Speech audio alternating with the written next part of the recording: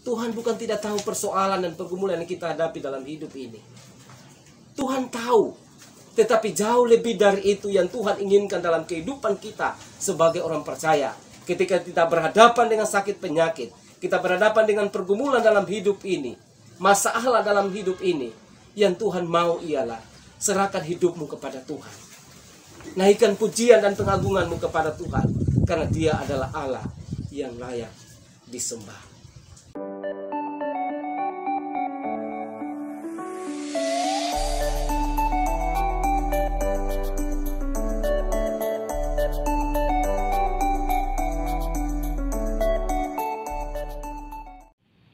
Salam Bapak Ibu Saudara yang dikasihi oleh Tuhan kita Yesus Kristus. Salam sejahtera bagi kita sekalian. Selamat berjumpa lagi di channel YouTube Lembaga Persekutuan Pembawa Salom. Dan hari ini kita akan mendengarkan kebenaran firman Tuhan. Dan sebelum itu kita mendengarkan firman Tuhan, mari kita satukan hati kita berdoa. Bapa, dalam nama Tuhan Yesus kami bersyukur Tuhan untuk kesempatan yang indah pada saat ini. Tuhan boleh memperkenankan hamba-Mu untuk menyampaikan kebenaran firman Tuhan melalui YouTube Lembaga Persekutuan Pembawa Salom. Hamba-Mu terbatas untuk menyampaikan kebenaran firman Tuhan ini. Tetapi biarlah Roh Kudus-Mu yang tidak pernah terbatas itu Tuhan akan menerjemahkan firman Tuhan ini kepada setiap pendengar yang menyaksikan acara tayangan ini. Dan biarlah mereka boleh diberkati di dalam nama Tuhan Yesus. Terima kasih Tuhan. Kami siap untuk mendengarkan firman-Mu Tuhan. Berbicaralah bagi kami semua. Oleh karena itu Tuhan, kami serahkan pemberitaan firman ini dalam tangan kuasa-Mu. Di dalam nama Tuhan Yesus kami berdoa. Haleluya. Amin. Salam Bapak Ibu yang dikasihi oleh Tuhan kita Yesus Kristus. Firman Tuhan yang akan kita renungkan dalam ibadah, dalam persekutuan kita pada saat ini, terambil dalam kitab Matius pasal 8, ayat yang pertama sampai ayat yang keempat. Matius pasal 8 ayat 1 sampai ayat yang keempat. Saya akan bacakan firman Tuhan ini bagi kita sekalian. Lembaga Alkitab Indonesia memberi judul Yesus menyembuhkan seorang yang sakit kusta. Setelah Yesus turun dari bukit, orang banyak berbondong-bondong mengikuti Dia. Maka datanglah seorang yang sakit kusta kepadanya, lalu sujud menyembah Dia dan berkata, "Tuan, jika Tuan mau, Tuan dapat mentahirkan aku." Lalu Yesus mengulurkan tangannya, menjamah orang itu dan berkata, "Aku mau, jadilah engkau tahir." Seketika itu juga, tahirlah orang itu daripada kustanya. Lalu Yesus berkata kepadanya, "Ingatlah, jangan engkau memberitahukan hal ini kepada siapapun, tetapi pergilah perlihatkanlah dirimu kepada imam dan persembahkanlah persembahan yang diberitakan Musa sebagai bukti bagi mereka." Sekian jauh pembacaan firman Tuhan. Yesus berkata, yang berbahagia ialah mereka yang mendengarkan firman Allah dan yang melakukan dalam hidupnya setiap. Bapak Ibu Saudara pendengar dimanapun saja berada, dalam bacaan kita pada saat ini, yaitu Matius pasal 8 ayat 1 sampai 4 yang sudah saya bacakan dalam persekutuan kita pada saat ini, saya mengambil sebuah tema, mujizat masih ada. Mujizat masih ada. Bapak Ibu Saudara yang dikasihi oleh Tuhan kita Yesus Kristus, dalam perjalanan kehidupan iman kita sebagai orang percaya, seringkali kita meragukan kuasa Tuhan. Seringkali kita mengatakan bahwa mujizat Tuhan itu hanya terjadi pada zaman dulu. Zaman sekarang tidak ada lagi mujizat itu. Tapi saya mau katakan kebenaran firman Tuhan, bahwa mujizat itu masih tetap ada sampai pada saat ini. Karena ada dalam tayangan YouTube Lembaga Persekutuan Pembawa Salom 2 minggu yang lalu, hasil dari pelayanan Lembaga Persekutuan Pembawa Salom, ada kesaksian seorang bapak yang disembuhkan dari sakit kusta. Tangan kirinya Bapak Ibu sudah mengalami stroke dan tidak bisa lagi digerakkan. Tetapi ketika dia datang, didoakan oleh tim Lembaga Persekutuan Pembawa Salom, esok harinya tangan Bapak ini sudah mulai bisa digerakkan. Hari ketiga dan keempat sudah bisa kembali mengangkat tangan. Ini mau membuktikan bahwa mujizat Tuhan itu tidak pernah berakhir dalam kehidupan setiap orang percaya. Selagi kita masih hidup di dunia ini, selagi kita masih percaya akan kuasa Tuhan, maka mujizat itu tetap akan dinyatakan dalam kehidupan setiap orang yang percaya kepadanya. Kalau kita membaca Matius pasal 8 ayat 1 sampai ayat yang keempat ini berbicara tentang orang yang sakit kusta disembuhkan dari sakit kustanya. Bapak Ibu yang dikasihi oleh Tuhan, kalau orang sakit kusta dalam kehidupan orang Yahudi, orang yang sakit kusta itu akan diasingkan, tidak bisa bergaul dengan masyarakat yang ada di sekitar itu. Dan orang yang sakit kusta juga tidak bisa untuk beribadah.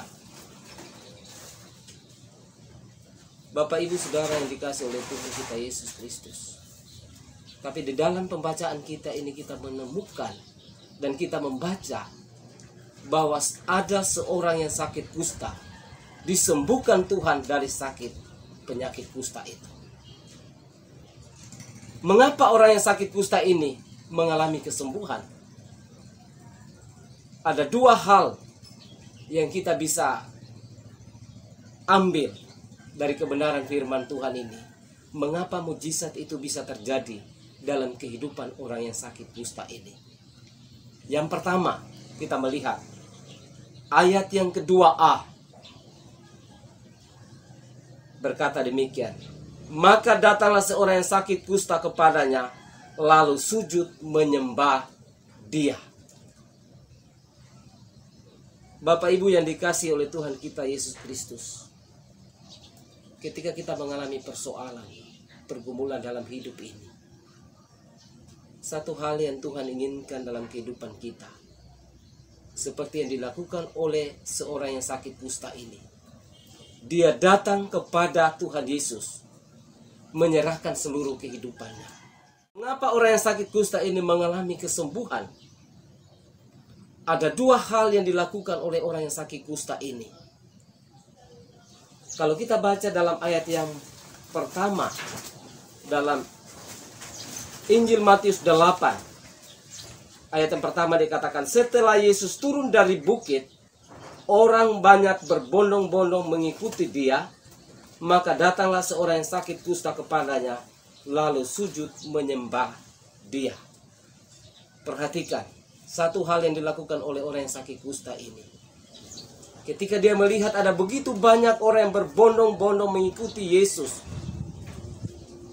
maka orang kusta ini juga ikut bersama-sama dengan orang-orang yang berbondong-bondong pada saat itu. Tetapi kita melihat ada sesuatu hal yang luar biasa yang dilakukan oleh orang yang sakit kusta ini. Ayat yang kedua ada katakan, maka datanglah seorang yang sakit kusta kepadanya, lalu sujud menyembah dia. Ya, ini yang harus kita lakukan dalam hidup ini. Kita harus meneladani seorang yang sakit kusta ini. Dia datang kepada Tuhan, menyerahkan seluruh kehidupannya. Perhatikan kata, lalu sujud menyembah dia. Artinya, ketika kita berada di dalam sebuah pergumulan, sebuah sakit penyakit yang kita alami dalam hidup ini, ada persoalan pergumulan yang kita hadapi dalam hidup ini, jangan kita hanya datang kepada Tuhan membawa persoalan pergumulan kita dalam hidup ini, kita bawa kepada Tuhan. Tetapi yang Tuhan inginkan ialah kesungguhan hati kita untuk datang kepada Dia, menyerahkan secara total seluruh kehidupan kita kepada Tuhan. Karena kita tahu bahwa kita adalah manusia yang berdosa. Kita tidak layak untuk menghampiri Tuhan dalam keberdosaan kita. Sama seperti yang dilakukan oleh orang yang sakit kusta ini. Dia merendahkan diri di hadapan Tuhan. Dia tahu dia adalah manusia yang najis di hadapan Tuhan. Dia tidak layak untuk datang kepada Tuhan. dalam keberdosaannya itu, dia sujud menyembah kepada Tuhan. Kata sujud menyembah menunjukkan bukti sebuah keyakinannya kepada Tuhan. Kesungguhan hatinya untuk datang menyembah Tuhan di dalam hidupnya. Aplikasi rohani apa yang dapat kita ambil dari bagian firman Tuhan ini? Ada begitu banyak Bapak Ibu orang yang percaya saat ini. Ketika dia menghadapi sakit penyakit, menghadapi pergumulan dalam hidup ini, menghadapi situasi kondisi usaha yang bangkrut, mereka hanya datang kepada Tuhan dengan membawa persoalan dan pergumulan mereka. Tetapi mereka tidak datang menyembah kepada Tuhan yang adalah Tuhan dan Juru Selamat di dalam hidup mereka. Hari ini kita belajar dari kebenaran firman Tuhan ini. Tuhan bukan tidak tahu persoalan dan pergumulan yang kita hadapi dalam hidup ini. Tuhan tahu. Tetapi jauh lebih dari itu yang Tuhan inginkan dalam kehidupan kita sebagai orang percaya.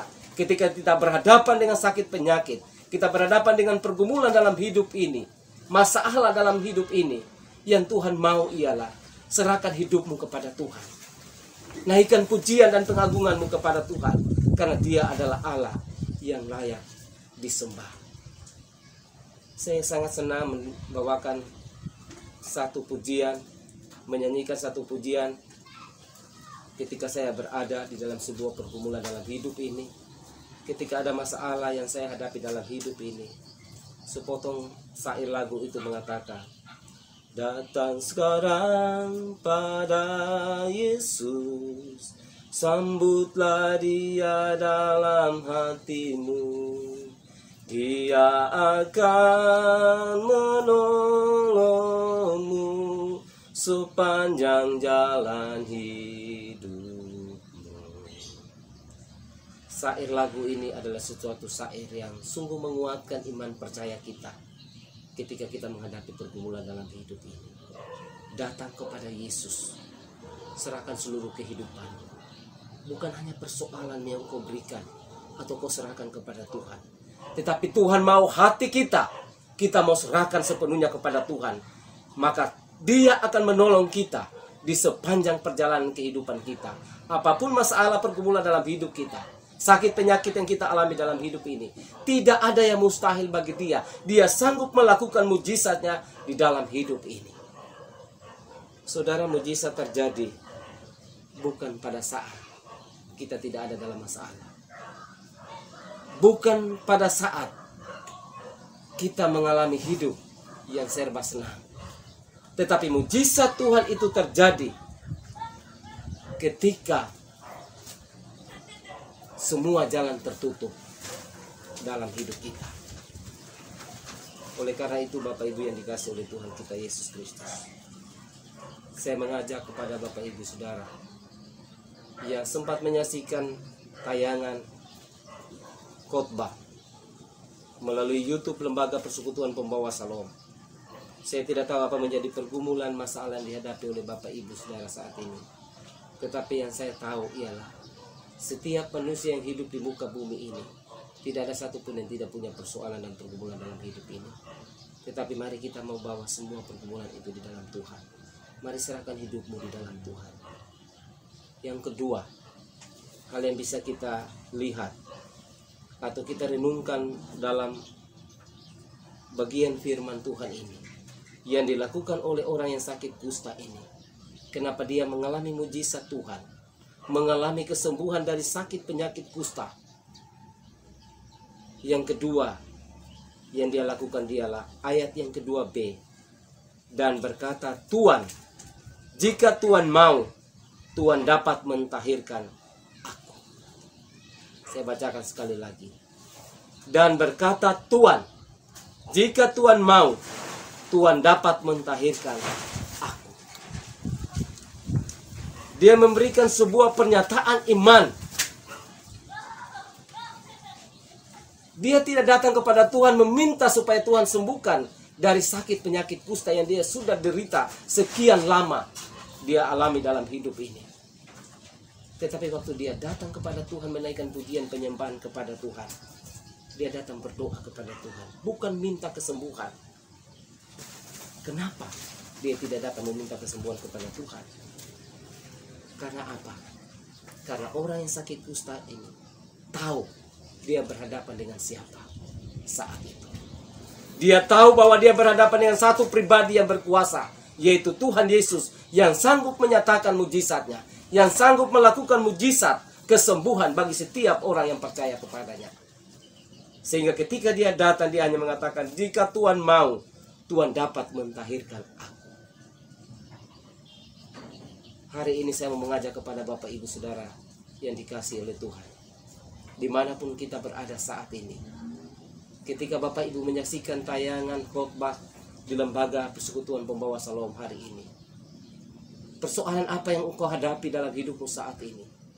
Apakah engkau mengalami sakit penyakit yang mungkin dokter katakan sudah tidak bisa disembuhkan lagi? Tapi hari ini saya mau katakan, mujizat itu masih ada.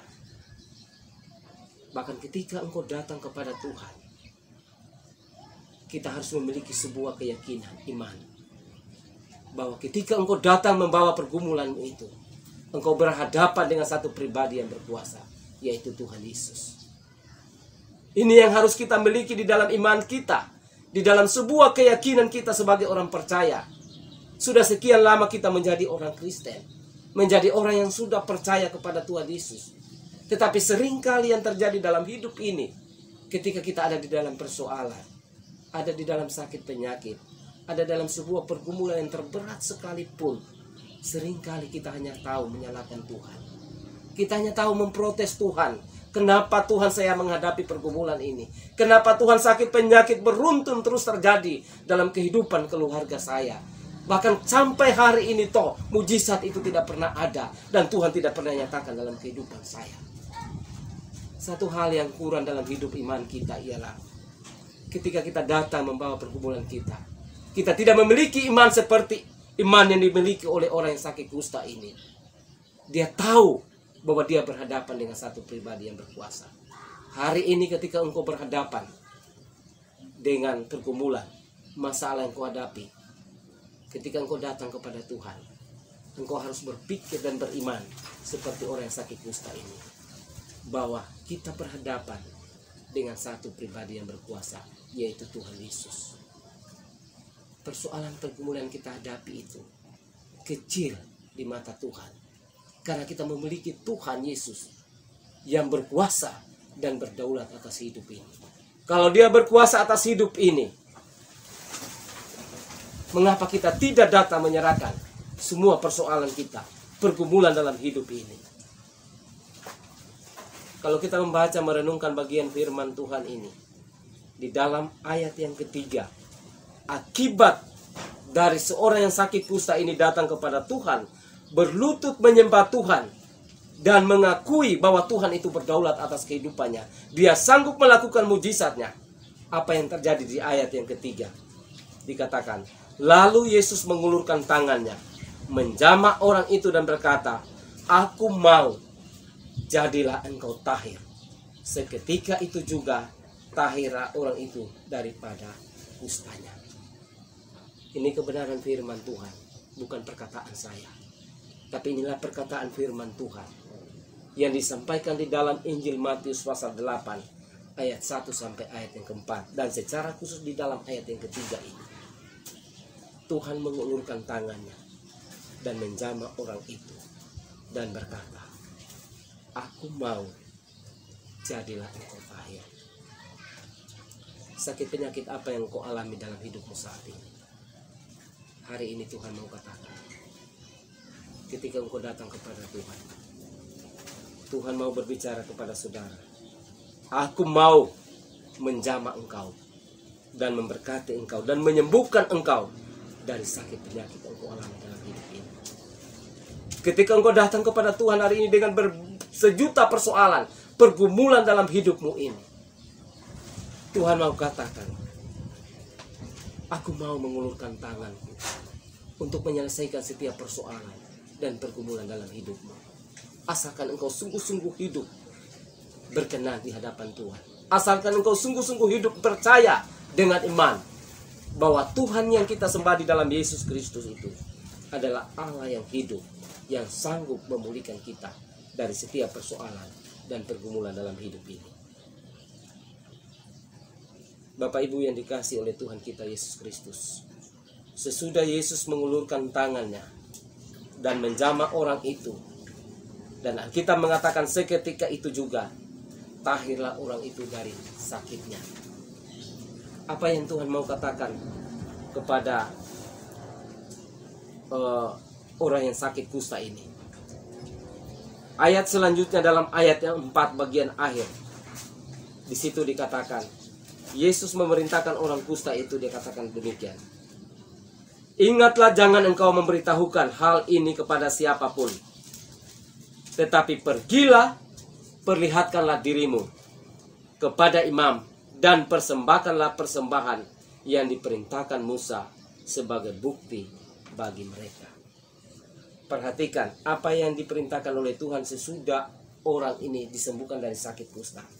Tuhan tidak menyuruh orang itu untuk pergi beribadah ke sinagoga, tetapi Tuhan memerintahkan orang sakit kusta ini supaya pergi kepada imam.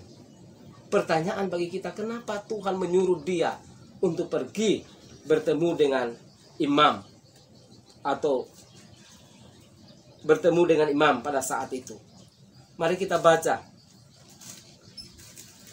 satu ayat firman Tuhan, Imamat 14 ayat yang kedua sampai ayat yang keempat. Yang harus menjadi hukum tentang orang yang sakit kusta pada hari pentahirannya, ia harus dibawa kepada imam, dan imam harus pergi keluar perkemahan. Kalau menurut pemeriksaan imam penyakit kusta itu telah sembuh daripadanya, maka imam harus memerintahkan supaya bagi orang yang akan ditahirkan itu diambil 2 ekor burung yang hidup dan yang tidak haram, juga kayu aras, kain kirmizi, dan hisop. Imam harus memerintahkan supaya burung yang seekor disembeli di atas belanga tanah berisi air mengalir. Ya, Bapak Ibu yang dikasihi oleh Tuhan, kenapa Tuhan Yesus menyuruh orang yang sakit kusta ini ketika dia disembuhkan dari kustanya pergi menghadap kepada imam? Dan yang kedua, dia harus mempersembahkan persembahan yang diperintahkan Musa sebagai bukti bagi mereka. Yang pertama, ternyata dalam Imamat pasal 14 ayat 2-4 itu menyatakan kepada kita bahwa yang berhak menyatakan orang yang sakit kusta itu sudah sembuh dari penyakitnya ialah imam. Karena Yesus datang ke dalam dunia ini bukan untuk meniadakan hukum Taurat, tetapi dia menggenapi hukum Taurat itu. Maka ketika orang sakit kusta ini sembuh, dia suruh menurut hukum Taurat bahwa dia harus berhadapan dengan imam dulu. Ya, itu kenapa Tuhan menyuruh dia untuk bertemu dengan imam. Yang kedua, Tuhan menyuruh dia untuk mempersembahkan korban, memberikan persembahan. Kenapa? Karena yang kedua ialah ini berbicara korban tentang pentahiran. Ketika orang dinyatakan najis atau tidak layak untuk menghadap Tuhan karena dosa, maka seseorang itu harus ditahirkan oleh imam dengan membawa persembahan. Sesudah membawa persembahan atau korban, merpati yang dipotong, maka itulah dinyatakan bahwa orang itu sah ditahirkan menurut tradisi Yahudi. Aplikasi rohani apa yang dapat kita ambil dari bagian firman Tuhan ini? Bapak Ibu yang dikasihi oleh Tuhan kita Yesus Kristus, untuk saat ini ketika kita mengalami persoalan pergumulan dalam hidup ini, ketika kita mengalami sakit penyakit dan disembuhkan oleh Tuhan, Tuhan tidak menyuruh kita lagi untuk pergi kepada imam atau mempersembahkan korban pentahiran. Karena kenapa? Karena Yesus telah datang ke dalam dunia ini. Dia mati di atas kayu salib untuk apa? Untuk menebus dosa saudara dan saya. Ketika dia mati di atas kayu salib menebus dosa kita, maka secara sah Allah telah menyucikan, menguduskan kita dari setiap dosa dan kesalahan yang kita lakukan dalam hidup ini. Minggu ini adalah minggu-minggu sengsara, di mana kita memperingati peristiwa di mana Yesus telah datang ke dalam dunia ini untuk menebus dosa kita. Dan oleh karena itu, melalui kebenaran firman Tuhan hari ini, ketika orang percaya mengalami mujizat Tuhan, kesembuhan dari sakit penyakit, ketika kita mengalami pertolongan Tuhan lewat persoalan pergumulan yang kita hadapi dalam hal masalah ekonomi kita, masalah usaha kita, dan Tuhan sudah membuka jalan dalam setiap persoalan kita. Yang Tuhan inginkan dalam hidup kita ialah kita mau supaya kita datang mempersembahkan hidup kita kepada Tuhan. Tuhan mau supaya kita menopang pekerjaan Tuhan melalui apa? Melalui usaha yang Tuhan sudah tolong dan Tuhan berkati dalam sepanjang kehidupan kita. Ada begitu banyak berkat-berkat pertolongan Tuhan yang sudah kita alami dalam hidup ini. Tetapi seringkali kita tidak menyadari bahwa berkat itu sesungguhnya berasal daripada Tuhan.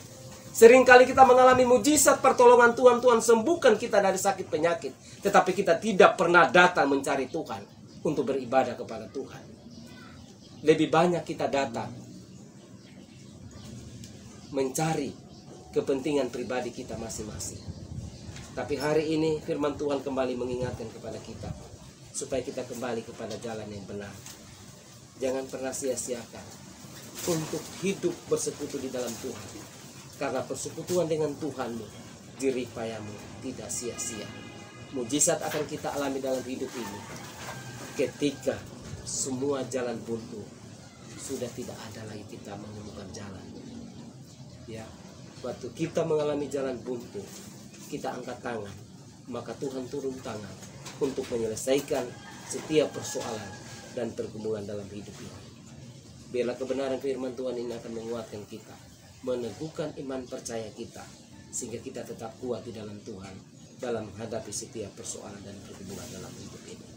Tuhan Yesus memberkati kita sekalian. Mari kita satukan hati kita berdoa. Bapa, dalam nama Tuhan Yesus, terima kasih Tuhan untuk kesempatan hamba-Mu boleh menyampaikan kebenaran firman Tuhan melalui channel YouTube Lembaga Persekutuan Pembawa Salom. Hamba sadari Tuhan, hamba manusia berdosa. Hamba tidak mampu untuk menjelaskan kebenaran firman Tuhan. Tetapi biarlah Roh Kudus-Mu Tuhan akan terus berbicara bagi kami lepas pribadi. Ketika kami menghadapi pergumulan dalam hidup ini, kami mau datang menyerahkan seluruh kehidupan kami dalam tangan kuasa-Mu. Tuhan, Engkau melihat semua Bapak Ibu yang ada menyaksikan tayangan YouTube Lembaga Persekutuan Pembawa Salom saat ini. Mungkin mereka berada di dalam pergumulan dengan sakit penyakit. Mereka bergumul dengan kehidupan keluarga mereka. Mereka bergumul dengan usaha dan pekerjaan mereka di ambang kebangkrutan. Tapi hari ini kami percaya dengan iman bahwa mujizat itu masih ada dalam kehidupan kami. Tuhan, Engkau pulihkan saudara-saudara seiman kami yang mengalami pergumulan dengan sakit penyakit, disembuhkan di dalam nama Tuhan Yesus. Bagi yang bergumul dengan usahanya, Tuhan, Engkau berkati kembali usaha mereka. Bagi yang bergumul dengan studi mereka, perkuliahan mereka, Tuhan, Engkau menguatkan, meneguhkan iman percaya mereka untuk tetap percaya dan berharap bahwa Tuhan sanggup menolong mereka dalam situasi kondisi apapun. Ketika kami menyerahkan hidup kami dalam tangan kuasa-Mu, Tuhan akan membuka jalan dalam kehidupan kami. Terima kasih Tuhan. Ini doa kami Bapa. Kami bersyukur kepadamu. Di dalam nama Tuhan Yesus kami berdoa. Haleluya. Amin. Salam Bapak Ibu Saudara yang dikasihi oleh Tuhan. Terima kasih. Tuhan memberkati kita sekalian. Salam.